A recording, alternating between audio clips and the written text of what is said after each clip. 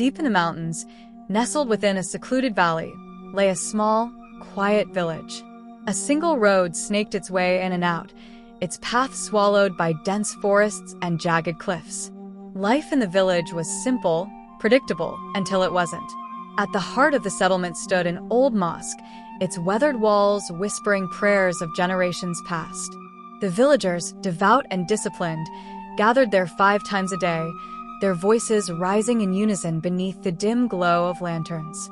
Most of them never missed a prayer, but he did. He was not an irreligious man, nor was he devout. He prayed when he remembered, skipped when he didn't. The early morning prayer was the hardest. More often than not, he would sleep through the call to prayer, his alarm clock nothing more than a muffled echo in his dreams. One night, something changed. A sound. It wasn't his alarm that woke him. It was something else, something faint, like the distant murmur of voices, layered atop each other, just outside his window. His pulse quickened. He turned his head toward the sound, but the room was empty. The night pressed in from all sides, thick and unmoving. Then a whisper. It was so close, just beside his ear. His body jolted upright. His breath came fast, uneven. He had to go. He needed to go. Not knowing why, he threw on his coat and stepped outside. The village lay in silence. Not the peaceful kind, but something else, something heavy.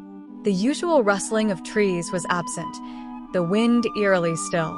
The gravel beneath his feet sounded too loud. He walked quickly, the minaret of the mosque barely visible against the suffocating darkness. When he arrived, the doors were open. Inside, the mosque was dimly lit. The lanterns flickered, their flames twitching erratically, as if resisting some unseen force. The air smelled strange, metallic, faintly decayed. And it was cold. Not the usual mountain chill, but something deeper, something that clung to his skin like damp fingers. Still, the sight of the praying men comforted him. He wasn't alone. He sank to his knees, exhaling shakily, and began to pray. But something felt off. The air felt thicker. Each breath was harder to take. The voices reciting prayers sounded hollow, as if coming from deep underground. His skin prickled. He swallowed against the growing dread in his throat. Then came the moment in the prayer when one must turn their head to the left. And so he did. A mistake. They were staring at him. Every single man in the mosque. Their faces were blank. Their lips were still moving, murmuring in low, guttural tones, but their eyes, red. Not red from exhaustion, not red from tears. They burned, glowing like dying embers in the dark. His stomach turned to ice.